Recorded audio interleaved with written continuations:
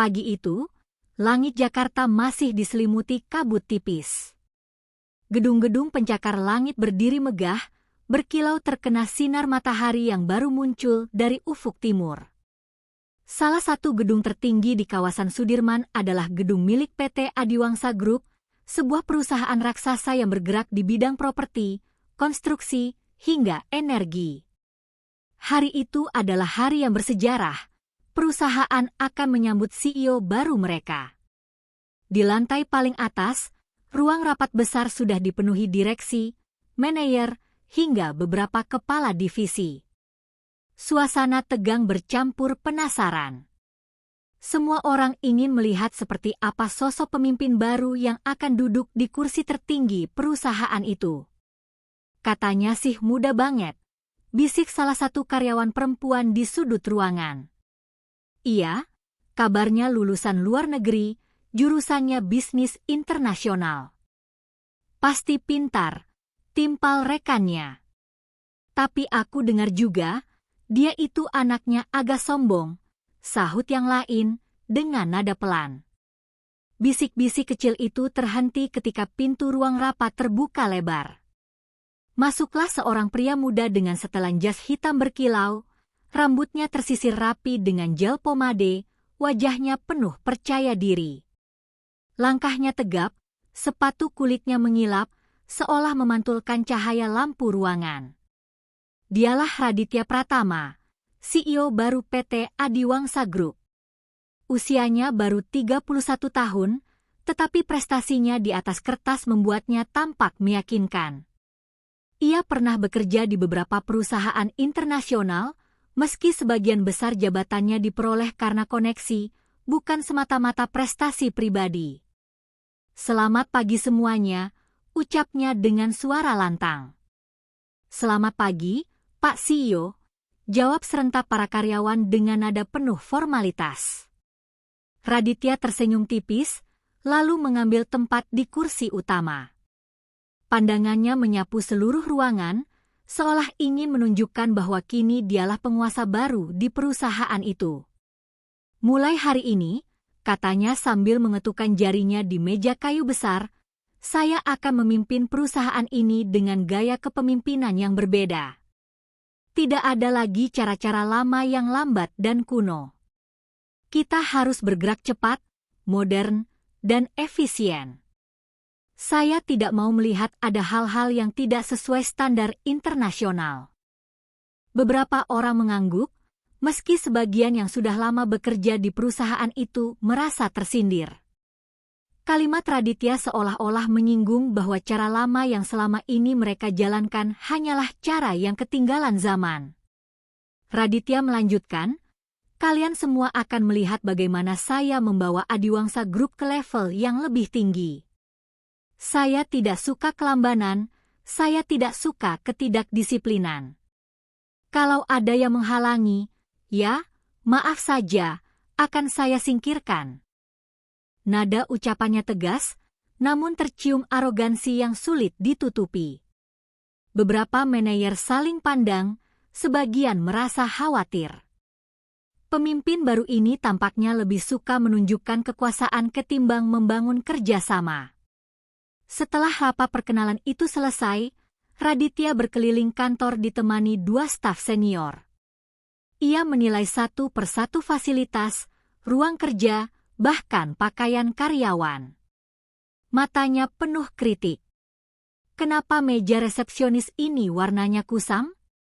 Seharusnya perusahaan sebesar ini bisa punya desain interior yang lebih mewah, ujarnya sinis. Staf senior hanya bisa mengangguk. Dan lihat itu, Raditya menunjuk karyawan yang berjalan sambil membawa map. Cara berpakaiannya terlalu sederhana. Kalau saya jadi investor, saya akan langsung menilai perusahaan ini tidak profesional. Kata-katanya terdengar menusuk. Karyawan yang ditunjuk hanya bisa menunduk malu, meski dalam hati merasa marah. Bagi Raditya, semua harus terlihat sempurna di mata luar. Ia terobsesi dengan penampilan. Baginya, kesan pertama adalah segalanya. Dan siapapun yang tidak sesuai standar glamor dalam pikirannya dianggap tidak layak berada di lingkungannya. Siang harinya, ia turun ke lobi untuk pulang. Di depan gedung, sebuah mobil hitam sudah terparkir rapi. Sopir perusahaan yang biasa mengantar direksi keluar, Pak Darto, sudah menunggu. Sosoknya sederhana, pria berusia sekitar 60 tahun, mengenakan kemeja putih yang sudah agak kusam warnanya, celana hitam yang tidak lagi licin disetrika, dan sepatu yang tampak usang. Rambutnya memutih, wajahnya keriput, namun tatapannya tenang.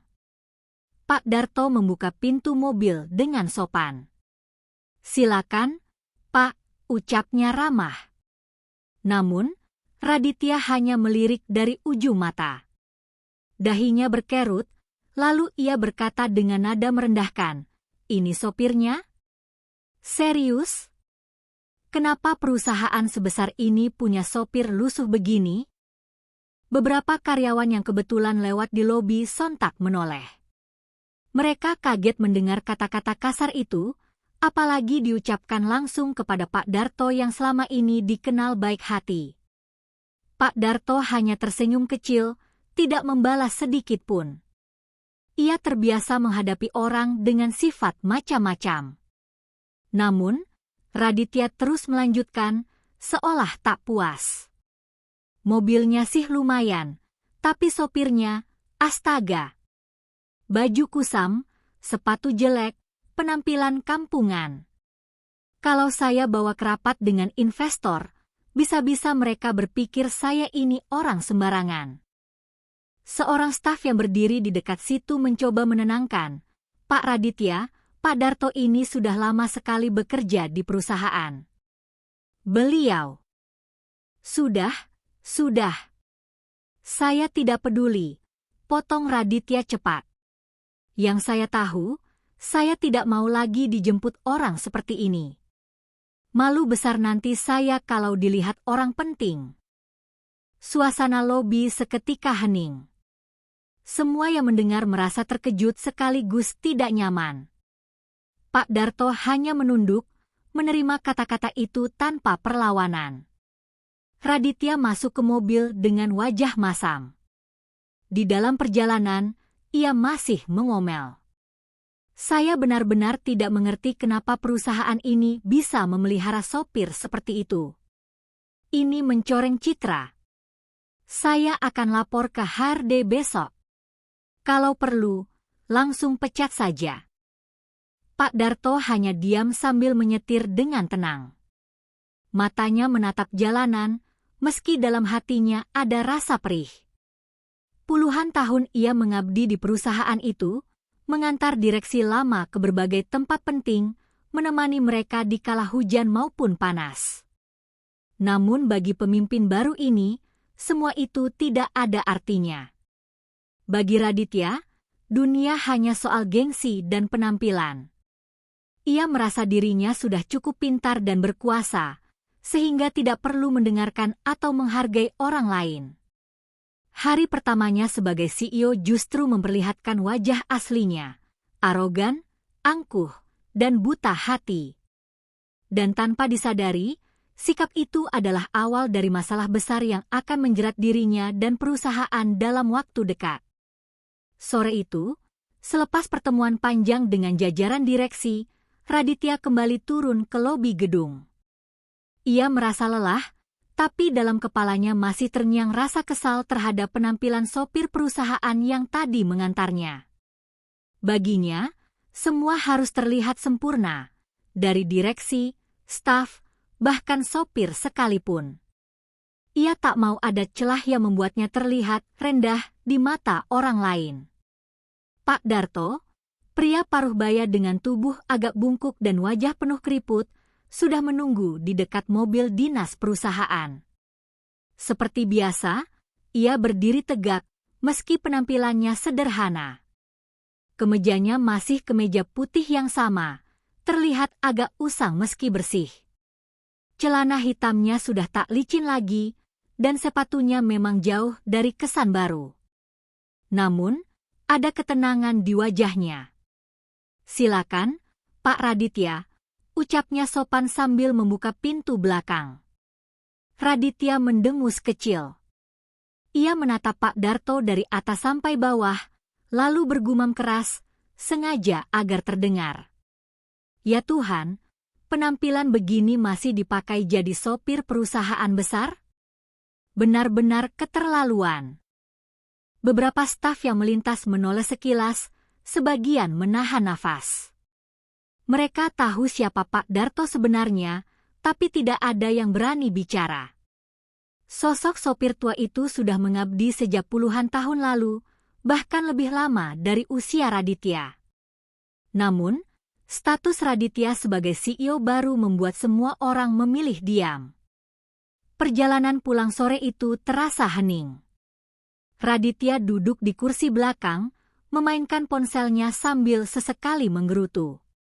Ia menganggap mobil itu kurang mewah, lalu membandingkan sopir perusahaan dengan sopir pribadi teman-temannya yang jauh lebih rapi.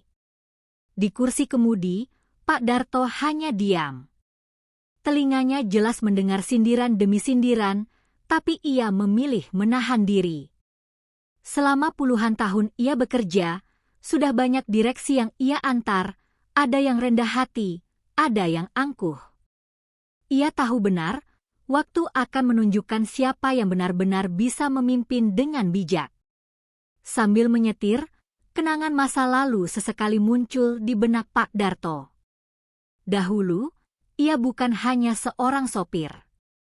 Ia adalah salah satu orang yang merintis PT Adiwangsa Group dari nol bersama dua sahabatnya. Namun, berbeda dengan mereka yang suka tampil di depan publik, Pak Darto lebih memilih hidup sederhana dan menyingkir dari sorotan.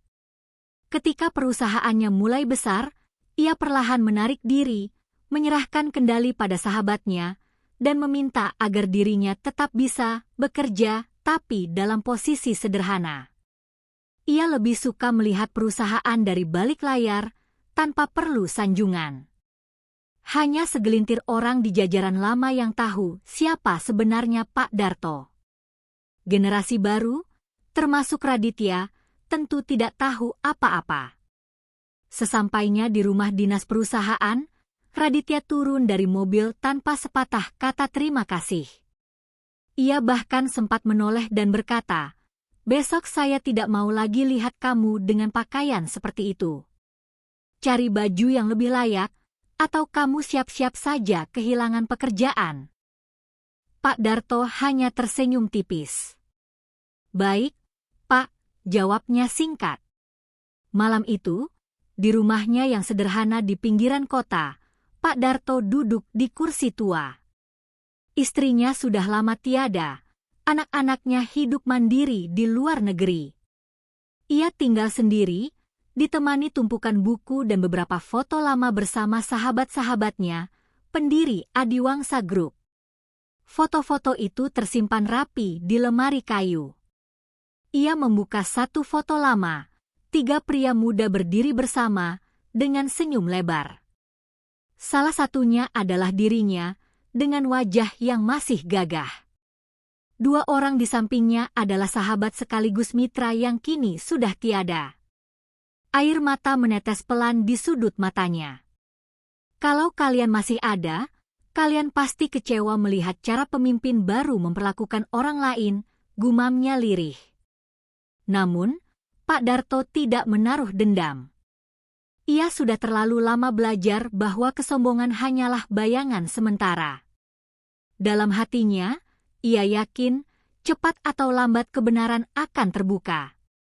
Keesokan harinya, suasana di kantor masih ramai membicarakan kejadian di lobi. Beberapa karyawan menceritakan ulang bagaimana Raditya menghina Pak Darto tanpa segan. "Kasihan Pak Darto, padahal beliau itu orang baik banget," ujar seorang staf administrasi. "Benar, aku saja yang baru 2 tahun kerja di sini sudah sering dibantu sama beliau. Nggak pernah marah, selalu sabar." "Ya, tapi CEO baru kan nggak tahu siapa sebenarnya Pak Darto," timpal yang lain dengan suara pelan. Bisik-bisik itu semakin meluas. Raditya mungkin mengira tindakannya sepele, tapi bagi karyawan yang sudah lama mengenal Pak Darto, hal itu adalah tamparan besar. Mereka jadi meragukan kepemimpinan orang muda itu. Di ruangannya, Raditya tampak sibuk menandatangani beberapa dokumen. Namun, pikirannya masih terusik. Ia benar-benar merasa malu bila harus tampil di depan investor dengan sopir lusuh seperti kemarin. Baginya, semua ini soal citra. Ia bahkan sudah menghubungi HRD untuk memanggil Pak Darto sore nanti. Orang seperti itu tidak layak ada di sini. Kalau perlu, langsung ganti dengan sopir baru yang lebih muda, lebih tampan, lebih rapi, katanya dingin kepada kepala HRD. Kepala HRD hanya bisa mengangguk, meski dalam hatinya tidak setuju. Ia tahu siapa sebenarnya Pak Darto, tapi ia juga paham, melawan keputusan CEO baru bisa berarti bencana bagi karirnya. Sore itu, saat jam kerja hampir selesai, Pak Darto dipanggil ke ruang CEO. Ia datang dengan langkah tenang, senyum tetap mengembang, meski ia tahu apa yang akan terjadi. Raditya duduk di kursi empuknya, menatap dengan tatapan tajam penuh penilaian. Pak Darto, katanya tanpa basa-basi. Saya sudah lihat sendiri penampilan Bapak. Maaf, tapi saya tidak bisa menerima standar seperti itu. Perusahaan ini butuh orang-orang yang bisa mencerminkan kemewahan dan profesionalisme. Jadi, mulai hari ini, Bapak tidak perlu lagi datang bekerja. Kalimat itu keluar begitu saja, tanpa jeda, tanpa empati. Suasana ruang kerja mendadak hening. Kepala HRD yang ikut hadir menunduk dalam, tak berani bicara. Pak Darto menarik napas panjang. Senyumnya tetap tidak pudar. Kalau itu keputusan Bapak, saya terima. Terima kasih sudah memberi saya kesempatan bekerja di sini selama ini, katanya tenang. Raditya terdiam sesaat. Ia tidak menyangka sopir tua itu bisa menerima dengan begitu lapang. Ia berharap ada perlawanan, atau setidaknya wajah memelas. Namun yang ia dapatkan hanyalah ketenangan yang justru membuatnya semakin kesal. Baik. Silakan urus administrasinya di HRD. Kamu bisa pergi sekarang, ujar Raditya dingin. Pak Darto berdiri, menunduk hormat, lalu melangkah keluar. Saat pintu tertutup, Raditya menghela napas panjang, merasa puas. Akhirnya, satu masalah selesai, gumamnya. Ia tidak sadar, keputusannya hari itu akan menjadi awal dari masalah yang jauh lebih besar.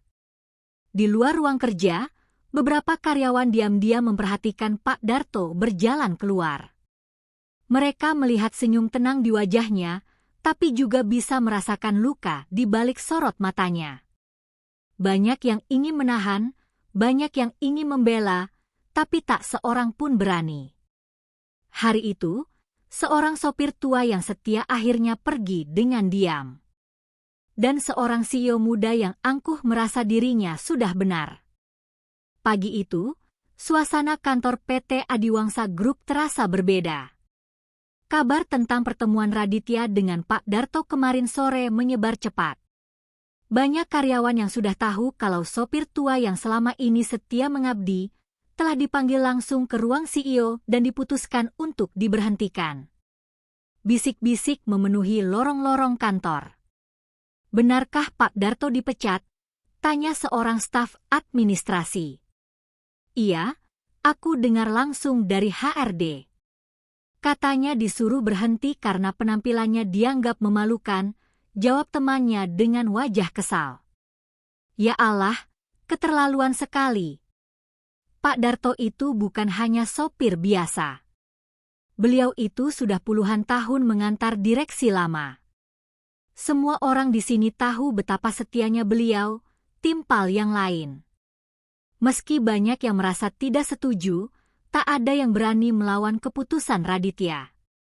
Semua sadar, Di perusahaan sebesar itu, suara CEO adalah perintah mutlak. Hari itu, Raditya sengaja mengumpulkan staf HRD, bagian umum, dan beberapa manajer untuk rapat singkat di ruang besar lantai 15. Ia ingin menunjukkan ketegasannya sebagai pemimpin baru. Raditya duduk di kursi utama dengan penuh percaya diri.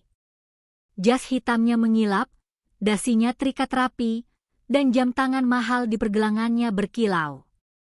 Wajahnya memancarkan kesombongan yang terselubung di balik senyum tipis. Baik, saya panggil rapat ini karena ada satu hal yang harus saya tegaskan sejak awal kepemimpinan saya, ujarnya lantang. Suaranya menggema di ruangan. Kalian semua tahu, saya tidak suka dengan standar yang rendah. Mulai dari kinerja, fasilitas, hingga penampilan orang-orang di sekitar saya. Karena itu, saya putuskan, Pak Darto tidak lagi bekerja sebagai sopir perusahaan. Semua peserta rapat saling pandang. Beberapa terdiam, ada juga yang menunduk. Raditya menatap mereka satu persatu, lalu berkata dengan nada sinis, "Kenapa? Kalian keberatan? Atau kalian merasa kehilangan sopir lusuh itu?" Seorang manajer yang cukup senior, Pak Hendra, memberanikan diri angkat bicara. "Maaf, Pak Raditya. Saya hanya ingin menyampaikan. Pak Darto itu sudah lebih dari 30 tahun mengabdi di sini. Beliau sangat berjasa, bahkan banyak direksi lama yang percaya penuh padanya. Kalau tiba-tiba diberhentikan seperti ini, saya khawatir akan menimbulkan kegaduhan." Raditya mengangkat alisnya. "Kegaduhan? Justru saya ingin memberi contoh. Kalau perusahaan ini masih mau mempertahankan orang-orang yang tidak layak, bagaimana bisa maju? Pak Hendra, jangan terjebak nostalgia. Kita harus bergerak ke depan, bukan ke masa lalu." Nada bicaranya terdengar tajam. Pak Hendra menelan ludah, memilih diam. Lalu, tanpa basa-basi, Raditya menekan tombol intercom dan memanggil staf di luar. "Tolong panggil Pak Darto ke sini sekarang." Beberapa menit kemudian, pintu terbuka. Masuklah sosok pria tua itu, berjalan dengan langkah tenang. Wajahnya tetap ramah, meski matanya menyimpan kelelahan. Kemeja putih sederhana menempel di tubuhnya, celana hitamnya tetap polos, dan sepatu usang yang sama masih dipakainya. "Silakan duduk," kata Raditya, meski suaranya dingin. Pak Darto hanya tersenyum kecil. "Tidak usah, Pak. Saya sudah mendengar keputusan Bapak. Saya datang hanya untuk menyelesaikan administrasi agar tidak merepotkan perusahaan." Kata-kata itu membuat suasana ruangan makin hening. Beberapa orang terenyuh mendengarnya. Tapi Raditya justru tertawa kecil. "Nah, bagus kalau begitu. Saya memang ingin semuanya jelas. Mulai hari ini, Bapak tidak lagi menjadi bagian dari PT Adiwangsa Group. Dan saya harap Bapak sadar diri, penampilan lusuh seperti itu tidak pantas berada di perusahaan besar." Seketika, wajah-wajah di ruangan itu berubah. Ada yang menunduk karena malu, ada yang menahan emosi. Mereka tidak menyangka seorang CEO baru bisa begitu tega mengucapkan kata-kata kasar, apalagi di depan banyak orang. Namun, Pak Darto tetap tenang. Senyum tidak pernah lepas dari bibirnya. Ia menatap Raditya dengan mata teduh. "Terima kasih atas kesempatan yang sudah diberikan, Pak. Bekerja di perusahaan ini adalah kebanggaan saya. Semoga Bapak bisa membawa perusahaan lebih baik lagi." Tidak ada nada sindiran. Tidak ada kata-kata marah. Justru ketulusan yang terdengar dari suaranya. Raditya terdiam sejenak, lalu menoleh ke peserta rapat. "Kalian dengar sendiri. Beliau sudah menerimanya dengan lapang. Jadi tidak ada alasan untuk mempermasalahkan keputusan saya. Rapat selesai. Pak Darto menunduk hormat, lalu berjalan keluar dengan langkah pelan. Saat pintu tertutup, beberapa karyawan menatap punggungnya dengan mata berkaca-kaca. Mereka tahu, pria tua itu jauh lebih besar daripada sekadar sopir. Tapi apa daya, mereka tidak punya kuasa. Di lobi gedung, ketika Pak Darto hendak keluar, beberapa karyawan yang kebetulan lewat menghampirinya. "Pak, sungguh kami minta maaf. Kami tidak bisa berbuat apa-apa," kata seorang staf dengan mata berkaca-kaca. Pak Darto tersenyum. "Tidak apa-apa, Nak. Hidup ini bukan soal jabatan atau pekerjaan. Yang penting kita tetap bisa menjaga hati." Ucapannya sederhana, namun menusuk. Semua yang mendengarnya merasa malu pada diri sendiri. Pak Darto melangkah keluar gedung dengan tenang. Dari kejauhan, matahari sore mulai turun, memancarkan cahaya keemasan yang membingkai tubuh renta itu. Ia mungkin terlihat lusuh, tapi wibawa dan ketegarannya jauh lebih besar dari siapapun di dalam gedung megah itu. Sementara itu, di lantai atas, Raditya berdiri di depan jendela besar ruangannya. Ia melihat pemandangan kota dengan rasa puas. Akhirnya selesai juga masalah itu. Sekarang citra saya akan lebih baik, gumamnya. Ia sama sekali tidak menyadari bahwa tindakannya tadi baru saja menanamkan benih masalah besar. Pemecatan itu bukan hanya melukai hati para karyawan, tapi juga akan mengguncang fondasi perusahaan dalam waktu singkat. Karena di balik penampilan lusuh Pak Darto, tersembunyi sebuah rahasia besar yang sama sekali tidak diketahui Raditya. Rahasia yang kelak membuatnya malu besar dan hampir menghancurkan segalanya. Malam itu, di sebuah rumah sederhana di pinggiran Jakarta, suasana begitu hening. Lampu bohlam tua menggantung di langit-langit, memancarkan cahaya kuning temaram. Di ruang tamu, Pak Darto duduk sendirian di kursi kayu, ditemani secangkir teh hangat yang sudah mulai dingin. Di hadapannya, meja tua dipenuhi dengan tumpukan kertas, buku catatan, dan beberapa foto lama yang sudah menguning. Tangannya yang keriput perlahan mengambil sebuah foto yang sudah kusam. Foto itu menampilkan 3 pria muda berdiri bersama di depan sebuah papan bertuliskan Adiwangsa Group 1985. Senyum mereka lebar, penuh semangat. Di tengah ada seorang pria gagah bernama Bambang Adiwangsa, sahabat karib Pak Darto sekaligus pemegang nama perusahaan. Di sisi kanan berdiri Rudi Hartanto, pria cerdas dengan kacamata tebal, sang ahli strategi bisnis. Dan di sisi kiri, ialah Pak Darto sendiri, masih muda, penuh tenaga, dengan tatapan percaya diri. Air mata perlahan membasahi pipinya. Bukan karena penyesalan, tapi karena rindu. Kedua sahabatnya sudah lama tiada. Hanya dirinya yang masih tersisa, memilih hidup sederhana sebagai sopir perusahaan yang dulu ia dirikan bersama-sama. "Bambang, Rudi, kalau kalian masih ada, mungkin perusahaan ini tidak akan dipimpin anak muda arogan itu," gumamnya pelan. Ia menutup mata, membiarkan kenangan masa lalu kembali hadir. 35 tahun lalu, Adiwangsa Group bukanlah perusahaan besar. Hanya sebuah usaha kecil di sebuah garasi rumah.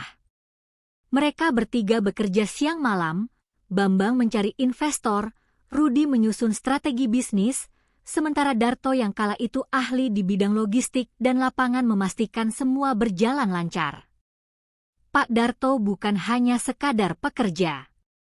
Ia adalah salah satu fondasi utama berdirinya perusahaan. Namun, ketika perusahaan mulai berkembang pesat, Darto merasa dirinya tidak cocok dengan dunia glamor. Ia tidak suka rapat formal, jas mahal, atau pesta dengan investor. Baginya, cukup melihat perusahaan berdiri tegak sudah membuatnya bangga. Saat itu, ia mengusulkan pada kedua sahabatnya, "Biar kalian yang maju di depan. Aku ingin tetap di sini, menemani perusahaan dari balik layar. Kalau perlu, aku jadi sopir kalian saja, asal aku tetap bisa ikut merasakan perjalanan perusahaan ini." Awalnya Bambang dan Rudi menolak. Mereka menganggap Darto terlalu merendah. Namun, setelah didesak, akhirnya mereka mengizinkannya. Sejak itu, Darto memang dikenal hanya sebagai sopir perusahaan. Tapi hanya orang-orang lama yang tahu siapa dirinya sebenarnya. Dan selama puluhan tahun, ia setia. Mengantar direksi lama ke berbagai rapat, menemani perjalanan panjang hingga keluar kota, bahkan ikut menjaga rahasia perusahaan. Baginya, kesetiaan adalah harga mati. Kembali ke masa kini, Pak Darto menghela napas panjang. Ia tidak marah pada Raditya yang telah memecatnya dengan kasar. Ia tahu, anak muda itu hanya buta oleh kesombongan. Cepat atau lambat, kebenaran akan terungkap. Namun, kabar pemecatan itu rupanya sudah menyebar. Keesokan harinya, di ruang rapat direksi, suasana panas. Pak Hendra, salah satu direksi senior yang dulu pernah mengenal Pak Darto, mengetuk meja dengan wajah serius. "Saya tidak bisa diam saja. Pemecatan Pak Darto adalah kesalahan besar." Beberapa direksi muda tampak bingung. Tapi Pak Hendra, beliau kan hanya sopir. "Kenapa sampai sepenting itu?" tanya seorang manajer muda. Pak Hendra menatap tajam. "Kalian tidak tahu siapa sebenarnya Pak Darto. Dia bukan sekadar sopir. Dia adalah salah satu pendiri Adiwangsa Group." Sekejap ruangan hening. Semua mata membelalak tak percaya. "Apa? Pendiri?" tanya seorang direksi lain dengan suara tercekat. "Betul," jawab Pak Hendra mantap. "Saya sudah bekerja di sini lebih dari 20 tahun. Saya tahu betul sejarahnya. Pak Darto, Pak Bambang, dan Pak Rudi adalah 3 orang yang membangun perusahaan ini dari nol. Bedanya, Pak Darto memilih hidup sederhana. Beliau tidak mau tampil di depan publik, tapi dedikasinya lebih besar dari yang kalian bayangkan." Keheningan menyelimuti ruangan. Beberapa orang terdiam, sebagian lagi saling pandang dengan wajah tercengang. "Kalau begitu," seorang direksi berbisik, "CEO baru kita telah memecat pendiri perusahaannya sendiri." Kata-kata itu menggema, seolah menampar semua orang. Sementara itu, Raditya sama sekali tidak tahu apa-apa. Ia masih sibuk dengan jadwal pertemuannya. Baginya, pemecatan Pak Darto hanyalah keputusan kecil. Ia bahkan sudah memerintahkan HRD untuk merekrut sopir baru yang lebih muda dan lebih modis. Namun, kabar mulai merembes keluar. Seorang investor lama yang dekat dengan keluarga Bambang Adiwangsa mendengar berita itu. Ia langsung menelepon salah satu direksi senior. "Benarkah sopir tua itu?" "Darto dipecat." Suara di ujung telepon terdengar marah. Direksi itu terdiam, tidak bisa mengelak. "Saya kenal dia. Dia sahabat Bambang. Kalau benar perusahaan ini sudah tidak menghargai pendirinya sendiri, saya harus pikir ulang untuk melanjutkan investasi." Telepon ditutup. Direksi itu menunduk lesu, tahu bahwa badai besar akan segera datang. Di sisi lain, Pak Darto kembali ke rumahnya. Ia membuka sebuah kotak kayu kecil, berisi beberapa dokumen penting, akta pendirian perusahaan, beberapa saham lama, dan surat-surat yang membuktikan perannya. Semua itu masih ia simpan rapi. Ia tersenyum kecil. Aku tidak butuh semua ini.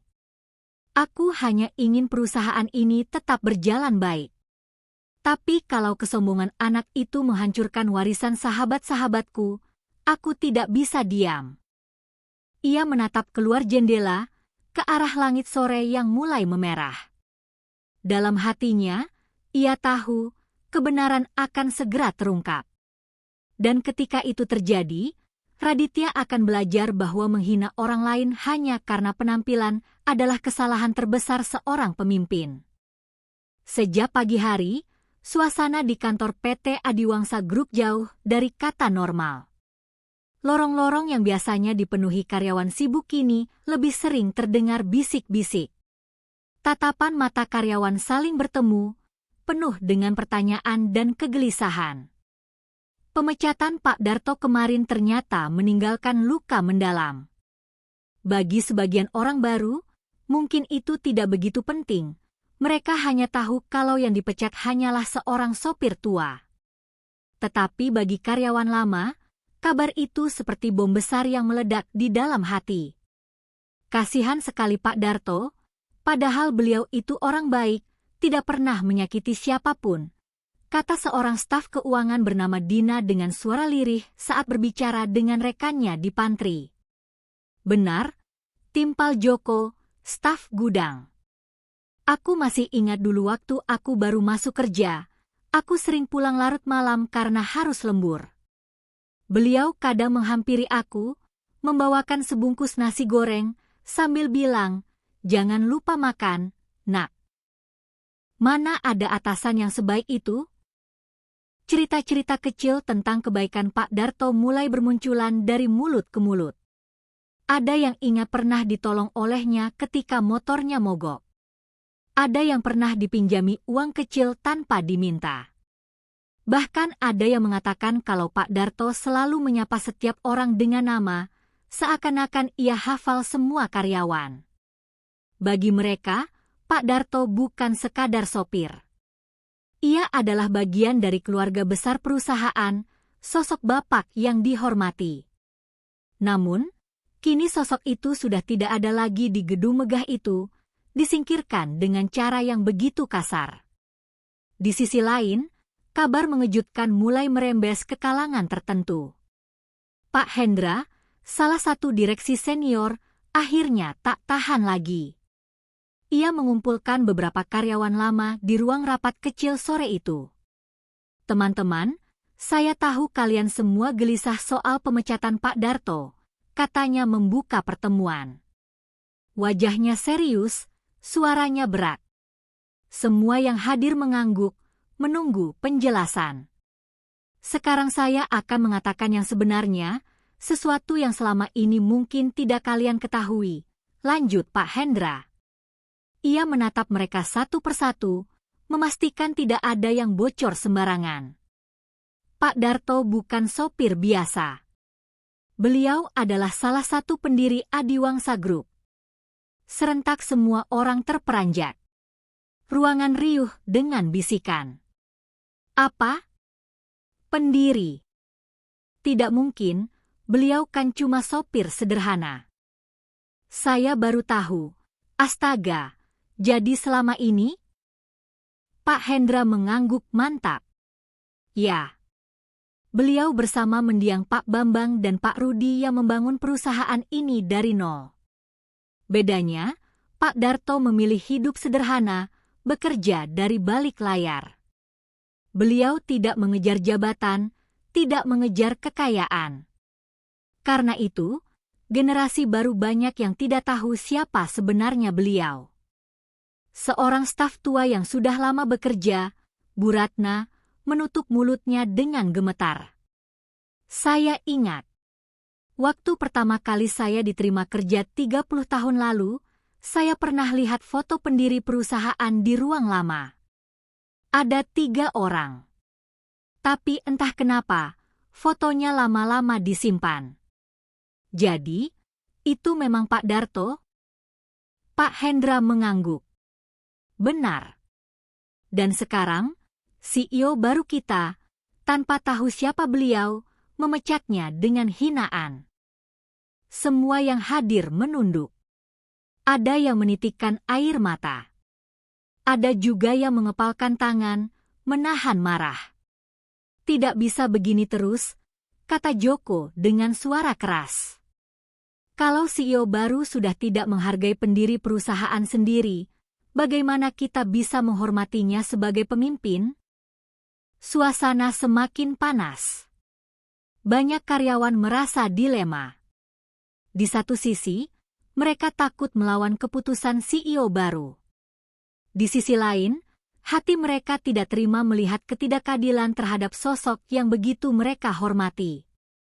Di luar ruang rapat, gosip semakin liar. Beberapa karyawan muda yang awalnya acuh mulai ikut bicara. Kalau benar Pak Darto pendiri perusahaan, gawat. Itu bisa merusak reputasi perusahaan sendiri, kata seorang analis muda. Ya, apalagi investor besar biasanya tahu sejarah perusahaan. Kalau kabar ini sampai keluar, bisa kacau, jawab temannya. Mereka tidak salah. Faktanya, kabar itu memang sudah mulai menyebar keluar. Seorang mantan karyawan lama yang kini bekerja di perusahaan lain mendengar cerita tersebut, lalu membocorkannya di sebuah forum bisnis. Dalam hitungan jam, isu itu menyebar ke beberapa telinga investor. Sementara itu, di lantai paling atas, Raditya tidak menyadari apa yang sedang bergolak di bawah. Ia duduk di kursi empuknya, sibuk memeriksa laporan keuangan sambil sesekali melihat jam tangan mahalnya. Dalam pikirannya, semua baik-baik saja. Ia bahkan sudah merasa puas karena berhasil membersihkan citra perusahaan dengan memecat sopir lusuh yang dianggap memalukan.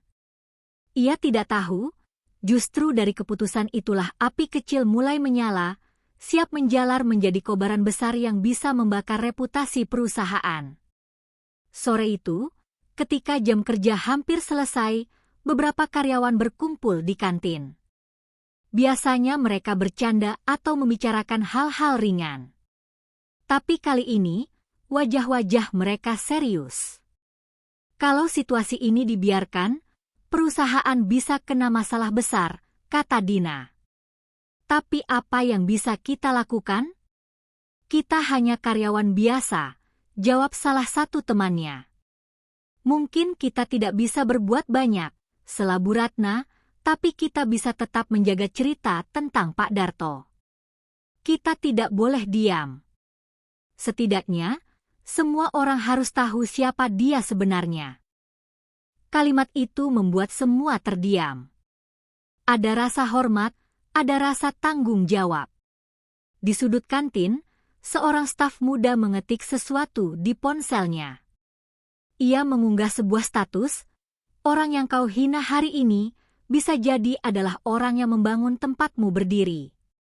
Tanpa menyebut nama, kalimat itu langsung viral di kalangan karyawan. Banyak yang tahu maksudnya. Hari-hari berikutnya, suasana kantor semakin tidak nyaman.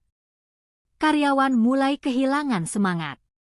Mereka masih bekerja, tetapi di wajah mereka tampak jelas rasa kecewa. Beberapa investor yang biasa datang pun menunda kunjungannya. Desas-desus tentang pemecatan pendiri perusahaan mulai terdengar di luar. Raditya masih belum menyadarinya. Ia hanya merasa karyawan belakangan ini kurang disiplin. Ia tidak tahu bahwa akar masalahnya ada pada dirinya sendiri. Dan perlahan, kebenaran yang disembunyikan selama ini mulai naik ke permukaan. Pemecatan Pak Darto bukan hanya tentang seorang sopir tua yang dianggap lusuh. Itu adalah tentang penghinaan pada sejarah, pada fondasi perusahaan, dan pada semua orang yang pernah merasakan kebaikannya. Reaksi karyawan adalah awal dari gelombang besar yang akan segera mengguncang PT Adiwangsa Group. Keesokan harinya, udara di kantor pusat PT Adiwangsa Group terasa lebih berat dari biasanya. Langit Jakarta mendung, seakan ikut menyelubungi kegelisahan yang kini mulai menjalar di tubuh perusahaan. Raditya, Sang CEO baru datang dengan percaya diri. Jas abu-abu elegan membalut tubuhnya, sepatu kulitnya berkilau seperti baru dipoles. Senyum tipis menghiasi wajahnya saat ia melangkah masuk ke lobi utama. Para resepsionis menyambut dengan senyum terpaksa, yang bagi Raditya tampak seperti penghormatan tulus. Ia sama sekali tak menyadari perubahan kecil di sekitar, bisik-bisik karyawan yang semakin sering, tatapan penuh tanya yang mengikutinya setiap ia lewat. Di ruang kerjanya, ia langsung disodori beberapa dokumen oleh sekretarisnya. "Pak, ada beberapa hal yang harus Bapak tanda tangani pagi ini," kata sekretaris itu dengan ragu. Raditya hanya mengangguk. "Letakkan saja di meja. Saya akan periksa nanti." Namun, yang membuatnya agak heran adalah wajah sekretarisnya yang tampak cemas.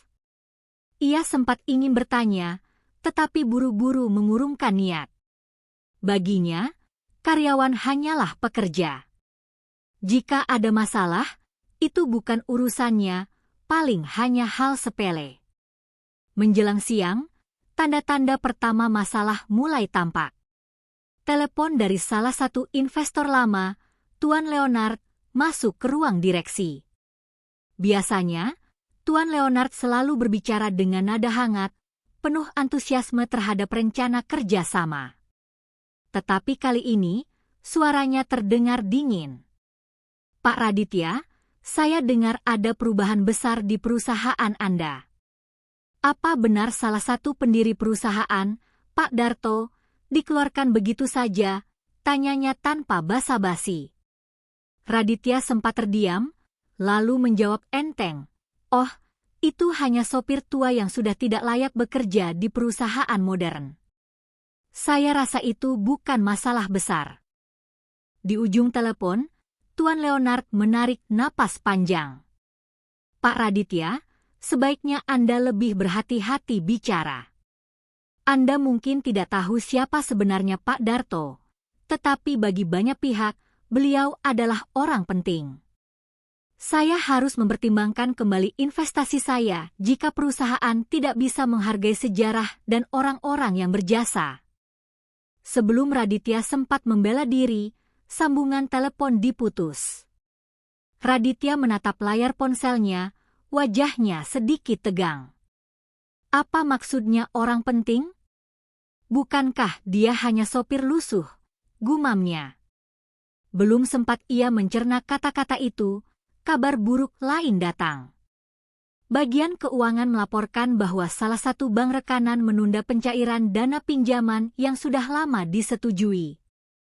Alasannya kabur, hanya disebut ada pertimbangan ulang atas reputasi perusahaan. Raditya marah besar. Ia memanggil kepala bagian keuangan dengan suara lantang. Bagaimana bisa bank seenaknya menunda pencairan? Apakah mereka tidak tahu saya yang memimpin perusahaan ini sekarang? Hardiknya. Kepala bagian keuangan menunduk takut. Maaf, Pak. Saya juga bingung. Tapi pihak bank bilang, ada kabar yang beredar tentang perlakuan perusahaan terhadap salah satu pendirinya. Mereka sedang menunggu klarifikasi. Raditya mendengus. Pendiri? Omong kosong. Itu hanya sopir tua. Jangan bawa-bawa cerita konyol ini. Namun jauh di lubuk hati, kata-kata itu mulai mengusik pikirannya.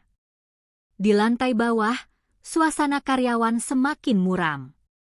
Banyak dari mereka mulai kehilangan semangat kerja. Mesin fotokopi yang biasanya dipakai bergantian kini dibiarkan menganggur. Obrolan ringan di pantry berubah menjadi diskusi serius tentang masa depan perusahaan. Kalau investor sampai mundur, kita bisa kena PHK besar-besaran, kata Dina dengan wajah cemas. Benar. Dan semua ini gara-gara kesombongan CEO baru, jawab Joko. Aku dengar saham kita sudah mulai goyah di bursa. Kalau terus begini, bisa anjlok, tambah seorang analis muda. kabar buruk memang mulai merembes ke pasar saham. Beberapa media kecil menulis artikel singkat tentang isu internal PT Adiwangsa Group. Walaupun belum viral, para pelaku pasar yang jeli sudah mencium aroma tidak beres. Sore itu, rapat direksi mendadak digelar. Semua direksi duduk di meja panjang dengan wajah serius. Raditya masuk dengan langkah lebar, mencoba terlihat percaya diri. Baik, mari kita mulai. Ada apa sebenarnya? Kenapa semua orang panik? Katanya dengan nada meremehkan. Pak Hendra, yang sudah lama menahan diri, akhirnya bicara. Pak Raditya, dengan segala hormat, masalah ini serius. Pemecatan Pak Darto bukan hanya soal seorang sopir. Beliau adalah pendiri perusahaan. Investor tahu, bank tahu, bahkan karyawan semua tahu. Dan mereka tidak bisa menerima perlakuan Bapak. Raditya tertawa sinis. Pendiri? Hahaha, kalian ini lucu sekali. Kalau benar dia pendiri, kenapa dia memilih jadi sopir lusuh? Jangan mengada-ada. Ruangan mendadak hening. Beberapa direksi saling pandang, tak percaya dengan kesombongan CEO muda itu. Pak Raditya, lanjut Pak Hendra dengan suara bergetar menahan emosi, justru disitulah kebesaran hati beliau. Beliau memilih hidup sederhana.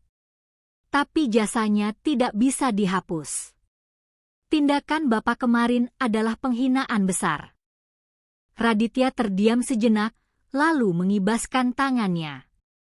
Sudahlah, itu masalah kecil. Fokus saja pada bisnis. Investor akan kembali jika melihat keuntungan. Saya tidak punya waktu mengurus sentimental karyawan tua. Namun dalam hati, ada sedikit kegelisahan yang tak bisa ia singkirkan. Malam harinya, Raditya duduk di ruang kerjanya sendirian. Gedung mulai sepi, hanya suara AC yang terdengar. Ia membuka laptopnya, mencoba mencari data lama tentang sejarah perusahaan. Dan benar saja, ia menemukan foto lama di arsip digital, 3 orang pendiri PT Adiwangsa Group. Matanya terbelalak saat melihat salah satunya. Wajah itu, wajah Pak Darto. Tangannya gemetar. Ia menutup laptop buru-buru, keringat dingin mulai membasahi pelipis. Tidak mungkin dia pendiri, gumamnya. Namun di dalam hatinya, ia tahu bahwa semua orang benar. Ia telah melakukan kesalahan fatal. Dan tanda-tanda masalah sudah tidak bisa lagi disembunyikan. Investor mulai menarik diri, ban menunda dana, karyawan kehilangan semangat, saham berpotensi jatuh. Semua hanya dalam 1 hari setelah ia memecat seorang sopir yang ternyata adalah pendiri perusahaan. Badai besar sedang menunggu di depan mata. Pagi itu, suasana kantor pusat PT Adiwangsa Group tidak seperti biasanya. Jika biasanya para karyawan sibuk berlalu lalang dengan wajah penuh semangat, kali ini mereka justru terlihat gelisah. Beberapa duduk termenung di meja kerja, sebagian lagi sibuk memeriksa ponsel mereka, membaca berita yang baru saja menyebar. Judul-judul berita di portal keuangan dan forum bisnis online membuat jantung siapapun berdegup kencang. Investor pertanyakan etika PT Adiwangsa Group setelah pemecatan salah satu pendiri. Saham PT Adiwangsa mulai goyah, investor retail panik. CEO baru pecat pendiri perusahaan? Kredibilitas manajemen dipertanyakan. Dalam semalam, rumor yang tadinya hanya bisik-bisik di kalangan internal berubah menjadi berita nasional. Di ruang kerjanya, Raditya membaca artikel itu dengan wajah pucat. Keringat dingin mulai mengalir di pelipisnya. Ia menutup layar laptop, lalu berdiri sambil berjalan mondar-mandir. Tidak, ini tidak mungkin. Bagaimana bisa masalah sepele jadi sebesar ini? Gumamnya. Telepon di mejanya berdering nyaring, membuatnya kaget. Dengan cepat ia mengangkat. Halo, Raditya di sini. Suara di seberang terdengar tegas, tanpa basa-basi. Saya Johan, dari Global Investment Ltd. Kami resmi menarik investasi kami dari PT Adiwangsa Group. Maaf, kami tidak bisa melanjutkan kerjasama dengan perusahaan yang tidak menghargai pendirinya sendiri. Pak Johan, tunggu. Ini hanya salah paham. Tut. Sambungan terputus. Raditya terduduk di kursinya. Tangannya menutupi wajah. Untuk pertama kalinya sejak menjabat sebagai CEO, ia merasa benar-benar kehilangan kendali. Tak berhenti di situ. Beberapa menit kemudian, laporan dari bagian keuangan masuk. Kepala bagian keuangan, dengan wajah pucat, mengetuk pintu ruangannya. Pak, ada masalah besar, katanya dengan suara pelan. Apalagi sekarang, bentak Raditya.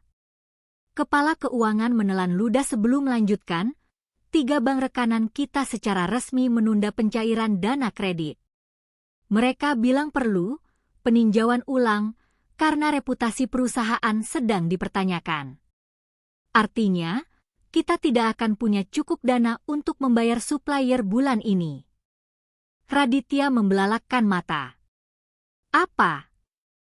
Kalau kita tidak bisa bayar supplier, produksi berhenti. Kalau produksi berhenti, kontrak kita batal. Kepala keuangan hanya menunduk, tak sanggup menjawab. Sementara itu, di lantai bawah, karyawan mulai benar-benar panik. Grup WhatsApp internal penuh dengan kabar buruk. Ada yang membagikan screenshot berita, ada juga yang melaporkan bahwa beberapa klien besar mulai membatalkan pesanan.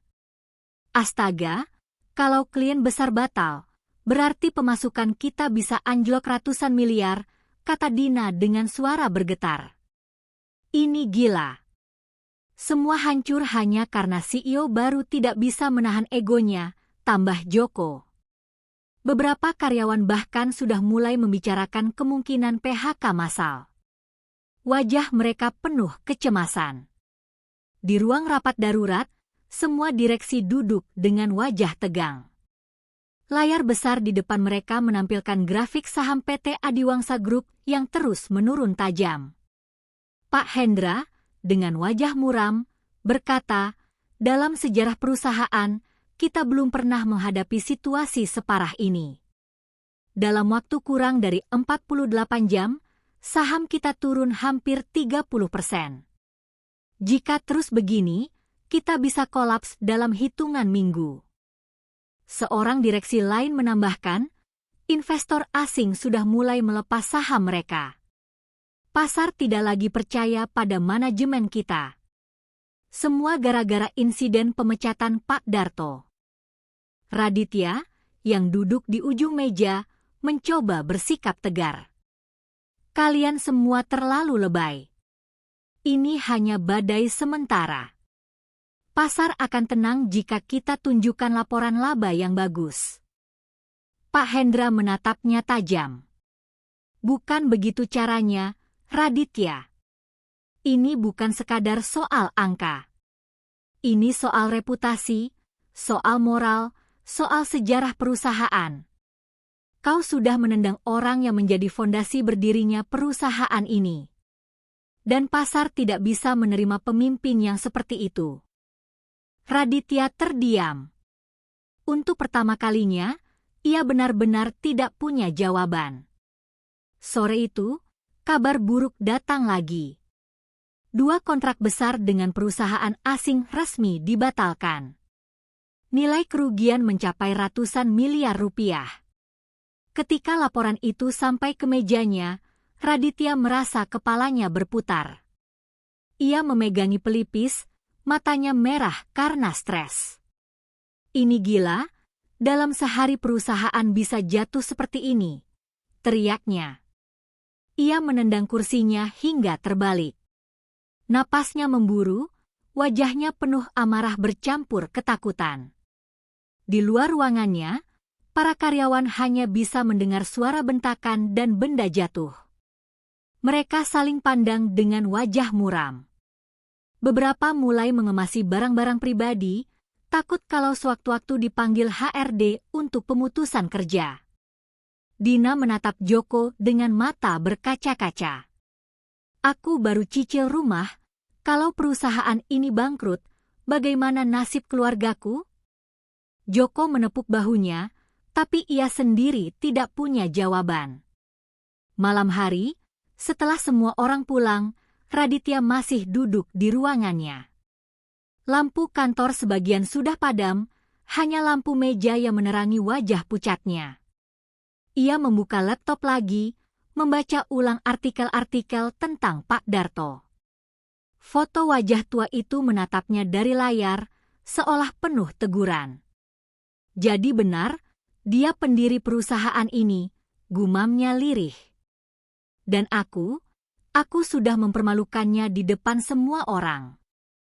Dadanya terasa sesak. Untuk pertama kalinya dalam hidupnya, Raditya merasakan penyesalan yang begitu dalam. Tapi penyesalan itu datang terlambat. Perusahaan yang baru sehari ia pimpin sudah berada di ambang kebangkrutan. Semua orang menunggu apa langkah selanjutnya dari seorang CEO muda yang angkuh, yang kini dipaksa berhadapan dengan kenyataan pahit, kesombongan bisa menghancurkan segalanya dalam sekejap.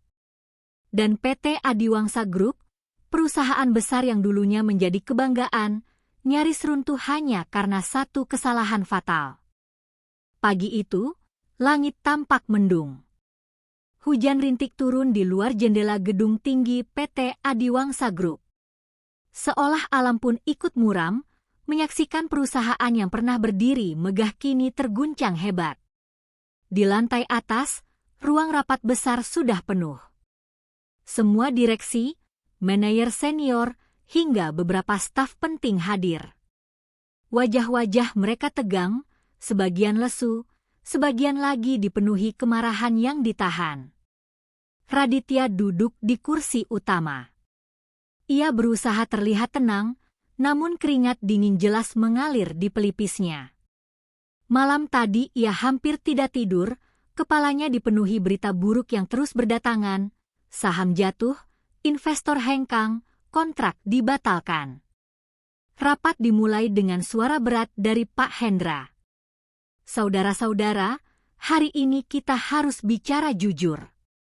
Semua orang di luar sana sudah mendengar kabar bahwa Pak Darto dipecat dengan cara tidak pantas. Publik bertanya-tanya, bagaimana mungkin seorang pendiri perusahaan dihina di depan umum oleh CEO baru? Ruangan riuh. Beberapa manajer mengangguk, yang lain saling berbisik. Raditya mengetuk meja keras, mencoba menenangkan. Cukup. Jangan percaya gosip murahan. Pak Darto hanyalah sopir tua. Tidak ada buktinya dia pendiri perusahaan. Pak Hendra langsung berdiri, wajahnya merah karena marah. Kau masih berani menyangkal, Raditya? Kau butuh bukti? Baik, aku tunjukkan sekarang. Ia mengeluarkan sebuah map tebal, berisi dokumen dan foto lama. Dengan tangan bergetar, ia menyebarkan beberapa lembar di meja rapat. Semua mata tertuju pada foto hitam putih yang agak kusam. 3 pria muda berdiri di depan bangunan kecil sederhana dengan papan nama bertuliskan Adiwangsa Trading 1980. Yang pertama, jelas adalah mendiang Pak Bambang. Yang kedua, Pak Rudi, mantan direktur yang kini tinggal di luar negeri. Dan yang ketiga, wajah itu tak asing bagi siapapun. Meski lebih muda dan gagah, jelas terlihat itu adalah Pak Darto. Ruangan mendadak hening. Semua menatap foto itu dengan mata melebar. Pak Hendra melanjutkan, suaranya bergetar, inilah bukti sejarah. Tanpa Pak Darto, perusahaan ini tidak akan ada. Beliau bersama dua sahabatnya membangun dari nol, berjualan kecil-kecilan hingga berkembang jadi konglomerasi. Dan sekarang, salah satu dari kita, ia menoleh tajam ke arah Raditya, telah mempermalukannya di depan semua orang. Raditya terdiam, mulutnya terbuka tapi tak ada kata keluar.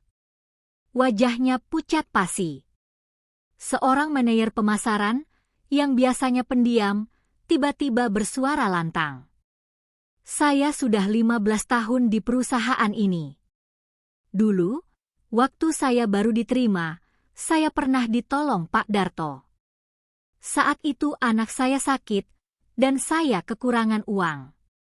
Tanpa saya minta, beliau meminjamkan tabungannya. Saya baru tahu sekarang, beliau ternyata pendiri.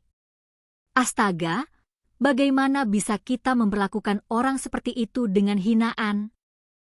Seorang staf HRD ikut bicara, suaranya bergetar menahan tangis.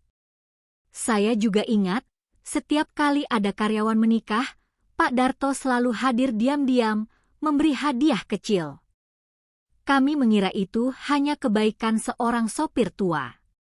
Ternyata, beliau adalah orang yang membangun semua ini. Ruangan semakin riuh. Semua orang kini sadar betapa fatal kesalahan yang terjadi. Raditya mencoba bertahan. Bagaimana mungkin? Kalau benar dia pendiri, kenapa memilih jadi sopir lusuh? Itu tidak masuk akal. Pak Hendra menatapnya tajam. Itulah kebesaran hati beliau, Raditya. Tidak semua orang haus kekuasaan. Beliau percaya bahwa perusahaan akan tetap berjalan meski ia mundur. Beliau memilih hidup sederhana, tapi tidak pernah benar-benar meninggalkan perusahaan ini. Itulah yang membuat karyawan mencintainya. Tepat saat suasana rapat memanas, pintu ruang rapat terbuka. Seorang karyawan senior masuk, membawa sesuatu. Pak, ini, saya menemukannya di gudang arsip lama. Ia meletakkan sebuah album foto tua di meja. Ketika dibuka, terlihat puluhan foto perjalanan perusahaan sejak awal.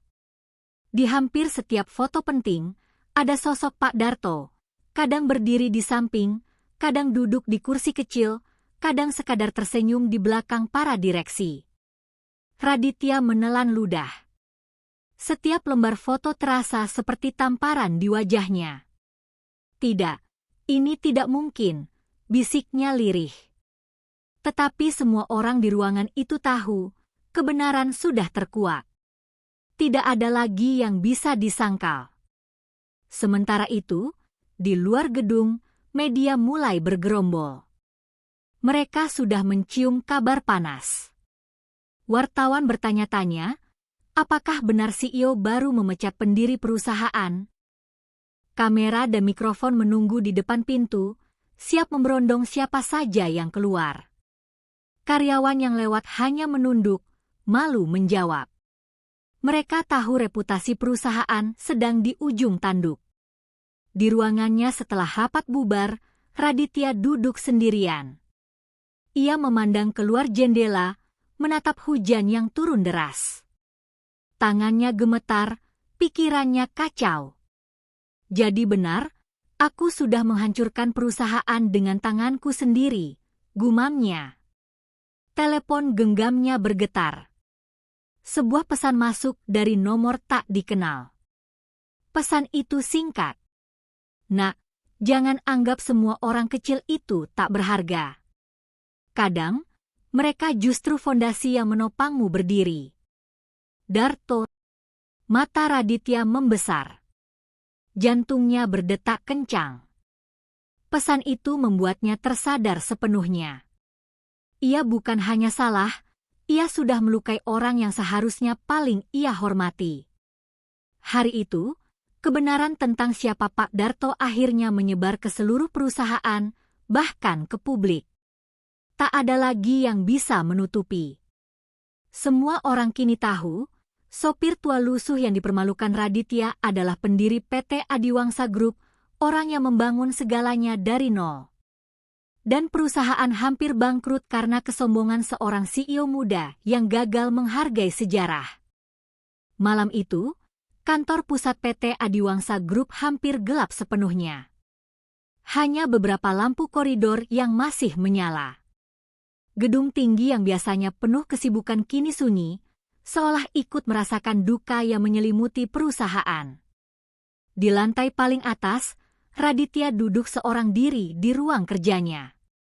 Jas mahalnya tergeletak di kursi, dasinya longgar, rambutnya berantakan.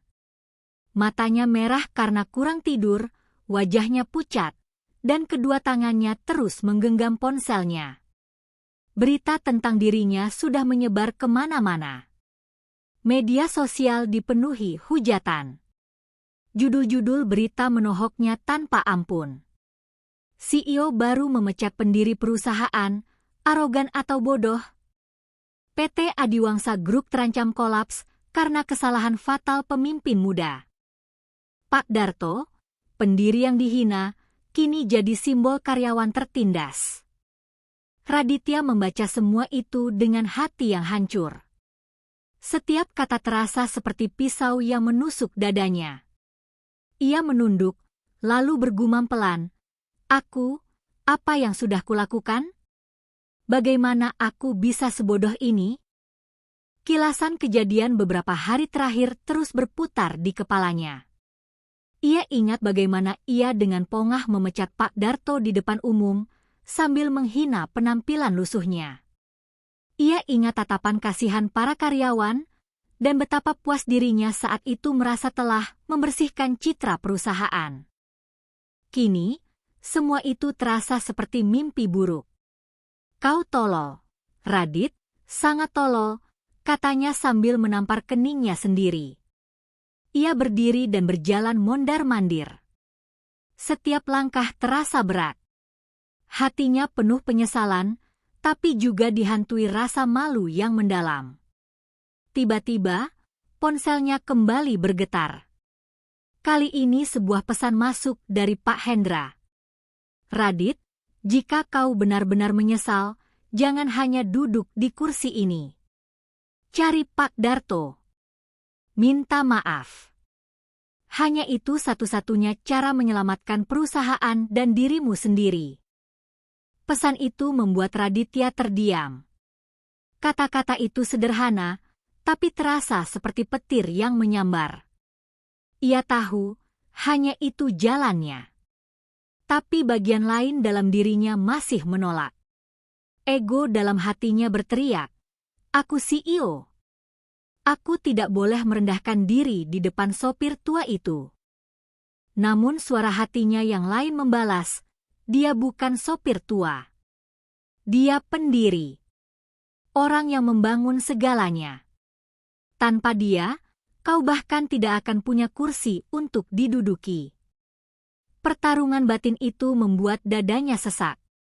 Ia jatuh terduduk di kursi, wajahnya tertutup kedua tangan. Malam semakin larut. Raditya akhirnya memberanikan diri membuka laptop. Ia mencari arsip lama perusahaan, membaca profil para pendiri. Foto-foto lama Pak Darto terus muncul di layar. Wajah muda yang penuh semangat, berdiri bersama rekan-rekannya di depan toko kecil, mengangkat papan nama, bahkan mengendarai truk barang pertama perusahaan. Air mata Raditya akhirnya jatuh. Ia tidak peduli lagi pada harga dirinya. "Astaga, betapa besarnya pengorbananmu, Pak. Dan aku memperlakukanmu seolah-olah kau sampah." Ia menutup laptop pelan. Di dalam hatinya, ia membuat keputusan, besok ia akan mencari Pak Darto. Ia harus minta maaf. Namun perjalanan batinnya tidak mudah. Malam itu, ia bahkan tak bisa tidur. Setiap kali ia memejamkan mata, wajah Pak Darto muncul dengan senyum sabar, dengan pakaian lusuh, dengan tatapan yang dulu ia hina. ia teringat pada kalimat yang dikirim Pak Darto lewat pesan singkat. "Nak, jangan anggap semua orang kecil itu tak berharga. Kadang, mereka justru fondasi yang menopangmu berdiri." Kalimat itu menusuk jiwanya. Kenapa? Kenapa beliau masih bisa menasihatiku dengan lembut, padahal aku sudah mempermalukannya, bisiknya. Pagi harinya, Raditya datang ke kantor dengan wajah kusut. Tidak ada lagi senyum angkuh atau langkah penuh percaya diri. Semua karyawan yang melihatnya bisa merasakan perubahan itu. Biasanya mereka akan menunduk ketika ia lewat, tapi kali ini mereka menatapnya lama-lama, sebagian dengan tatapan dingin, sebagian dengan kasihan. Raditya merasakannya. Hatinya semakin tertekan. Ia tahu, ia sudah kehilangan wibawa. Di ruang direksi, ia berdiri di depan semua orang. Suaranya lirih, jauh berbeda dari biasanya. "Saudara-saudara, aku tahu kalian semua kecewa padaku. Dan aku mengaku salah. Aku telah memecat orang yang paling berjasa dalam hidup kita semua. Aku malu, aku benar-benar malu." Ruangan hening. Tidak ada yang menyahut. Tapi dari raut wajah para direksi, mereka bisa melihat ketulusan dalam nada suara Raditya. "Aku akan mencari Pak Darto," lanjutnya. "Aku akan meminta maaf. Jika kalian mau, tolong bantu aku. Jika tidak, aku akan melakukannya sendiri." Pak Hendra menatapnya dalam-dalam. Kali ini, ia melihat bukan lagi sosok CEO arogan, tapi seorang pemuda yang benar-benar menyesal. Malam itu, setelah rapat, Raditya duduk di balkon apartemennya. Angin malam menerpa wajahnya. Ia menatap langit, mencoba menenangkan diri. Dalam hatinya, ia berdoa lirih, sesuatu yang sudah lama tidak ia lakukan. "Tuhan, beri aku kesempatan memperbaiki semuanya. Bantu aku menemukan Pak Darto. Aku tahu aku tidak pantas dimaafkan, tapi izinkan aku mencoba." Air matanya jatuh lagi.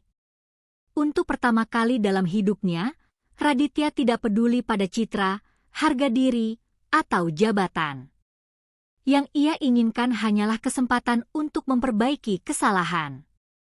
Dan di lubuk hatinya, ia sadar, seorang pemimpin sejati bukanlah orang yang paling hebat, melainkan orang yang tahu cara merendah dan menghargai orang lain. Penyesalan itu kini menjadi cambuk yang akan menentukan langkahnya selanjutnya. Matahari pagi menembus jendela kecil rumah sederhana di pinggiran kota. Di teras rumah itu, seorang pria tua dengan pakaian sederhana sedang menyapu halaman. Rambutnya sudah memutih, wajahnya keriput, namun sorot matanya tetap tenang. Itulah Pak Darto. Hari-harinya berjalan biasa saja sejak ia meninggalkan kantor. Ia tidak pernah mencari perhatian, tidak pula peduli pada segala hiruk-pikuk media. Baginya, ketenangan jauh lebih berharga daripada kemegahan. Namun pagi itu, suara deru mobil mewah berhenti di depan rumahnya. Dari dalam, turunlah Raditya dengan wajah pucat dan mata sayu. Tidak ada jas mahal, tidak ada dasi rapi. Hanya kemeja sederhana dengan lengan digulung. Pak Darto menoleh, sedikit terkejut, tapi senyumnya tidak pernah hilang. "Nak Radit, ada apa kau datang ke sini?" Raditya menunduk, kedua tangannya gemetar. "Pak, saya ingin bicara. Tolong izinkan saya masuk." Di ruang tamu sederhana itu, Raditya duduk dengan gelisah. Jantungnya berdetak kencang. Selama ini ia terbiasa berbicara di ruang rapat besar, di depan direksi, bahkan di hadapan wartawan. Tapi di hadapan pria tua ini, kata-kata terasa begitu sulit keluar. Akhirnya, Dengan suara bergetar, ia membuka mulut. "Pak, saya datang untuk meminta maaf. Saya telah menghina Bapak. Saya memperlakukan Bapak seolah-olah tidak berarti, padahal justru Bapaklah yang mendirikan semua ini. Perusahaan yang saya banggakan berdiri di atas keringat dan pengorbanan Bapak. Dan saya malah menjatuhkan harga diri Bapak di depan semua orang." Air matanya jatuh tanpa bisa ditahan. Raditya menunduk, tidak sanggup menatap wajah Pak Darto. "Kalau Bapak tidak mau memaafkan saya mengerti. Tapi setidaknya izinkan saya menyampaikan penyesalan ini dengan tulus." Pak Darto terdiam cukup lama. Ia menatap pemuda di hadapannya yang dulu begitu angkuh, kini runtuh dalam rasa bersalah. Kemudian, dengan suara lembut, ia berkata, "Nak Radit, aku sudah tua. Aku sudah melihat banyak hal dalam hidup ini. Kau bukan orang pertama yang meremehkan orang kecil. Tapi aku tahu, di dalam dirimu masih ada kebaikan. Kau masih muda, kau masih bisa belajar." Raditya menengadah, matanya penuh harap. "Maaf itu bukan sesuatu yang bisa diminta lalu selesai begitu saja," lanjut Pak Darto. "Tapi maaf juga bukan sesuatu yang sulit diberi. Aku memaafkanmu, Nak. Karena aku tidak ingin kebencian meracuni hati ini. Tapi ingat, permintaan maaf sejati bukan di bibir, melainkan di tindakan." Raditya terisak. "Terima kasih, Pak, terima kasih." Beberapa hari kemudian, Raditya mengadakan rapat besar di kantor. Semua direksi, manajer, dan karyawan penting diundang. Kali ini, ruangan penuh dengan rasa penasaran. Ketika Raditya berdiri di podium, semua mata tertuju padanya. Ia menarik napas panjang, lalu mulai berbicara. "Saudara-saudara, hari ini saya berdiri bukan sebagai CEO yang ingin memberi instruksi, tapi sebagai seorang manusia yang telah belajar dari kesalahan. Saya ingin meminta maaf kepada kalian semua, karena kesombongan saya, perusahaan kita hampir runtuh. Karena kebodohan saya, kita kehilangan kepercayaan banyak pihak." Ruangan hening. Tidak ada yang berani bersuara.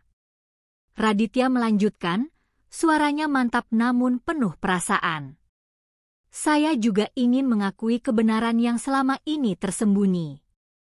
Pak Darto, orang yang selama ini kita kenal hanya sebagai sopir, adalah salah satu pendiri PT Adiwangsa Group. Beliau adalah fondasi yang menopang kita berdiri sampai hari ini." Karyawan saling berpandangan. Beberapa langsung menunduk, menahan air mata. Raditya menoleh ke arah pintu. "Hari ini, saya mengundang beliau kembali. Bukan untuk menjadi sopir, tapi sebagai penasihat utama perusahaan. Karena tidak ada yang lebih mengenal nilai dan jiwa perusahaan ini selain beliau." Pintu terbuka, dan masuklah Pak Darto dengan langkah pelan. Semua orang berdiri spontan, memberi tepuk tangan panjang. Beberapa bahkan berteriak, "Hidup Pak Darto!" Pak Darto tersenyum, menunduk hormat. Hari itu menjadi titik balik. Kepercayaan mulai pulih. Investor yang sempat menarik diri, kembali mempertimbangkan. Saham yang jatuh, perlahan stabil. Dan yang paling penting, moral karyawan kembali bangkit. Raditya belajar satu hal besar, kepemimpinan bukanlah soal wibawa, jabatan, atau penampilan. Kepemimpinan adalah tentang kerendahan hati, mendengarkan orang kecil, dan menghargai sejarah. Di hadapan semua orang, ia menutup pidatonya dengan kata-kata yang akan diingat selamanya. Seorang pemimpin yang sejati bukanlah dia yang merasa paling tinggi, tetapi dia yang mau membungkuk untuk mengangkat orang lain. Waktu berlalu. PT Adiwangsa Group kembali berdiri kokoh, bahkan lebih kuat dari sebelumnya. Raditya berubah menjadi pemimpin yang lebih bijaksana, tak lagi mudah terbuai pujian atau gelar. Ia sering duduk bersama karyawan biasa, mendengar cerita mereka, bahkan makan siang di kantin tanpa jarak. Banyak yang kaget melihat perubahan itu, tapi semua tahu, ia sudah belajar dari luka yang dalam. Sementara itu, Pak Darto tetap hidup sederhana. Meski kembali diberi posisi terhormat, ia tidak pernah mau menonjolkan diri. Baginya, kebahagiaan bukan soal jabatan, melainkan tentang melihat orang lain tumbuh dan belajar dari kesalahan. Suatu sore, Raditya menemui Pak Darto di ruangannya. "Pak," katanya sambil tersenyum, "kalau tidak ada Bapak, mungkin saya sudah kehilangan segalanya. Terima kasih sudah memberi saya kesempatan kedua." Pak Darto menepuk bahunya lembut. "Nak Radit, ingatlah, setiap manusia pasti pernah jatuh. Yang terpenting bukan jatuhnya, tapi apakah kau mau bangkit dan belajar. Kau sudah memilih jalan yang benar. Itu saja sudah cukup bagiku." Raditya menatap sosok tua itu dengan hormat. Dalam hatinya, ia berjanji, ia tidak akan pernah melupakan pelajaran berharga ini. Epilog. Kisah ini berakhir bukan dengan kehancuran, melainkan dengan kebangkitan. Raditya belajar bahwa kesombongan bisa menghancurkan segalanya dalam sekejap, tapi kerendahan hati bisa membangunnya kembali. Dan dari seorang sopir lusuh yang ternyata pendiri perusahaan, seluruh orang belajar satu hal penting. Jangan pernah meremehkan orang yang tampak kecil, karena mungkin merekalah yang paling besar dalam perjalanan hidup kita.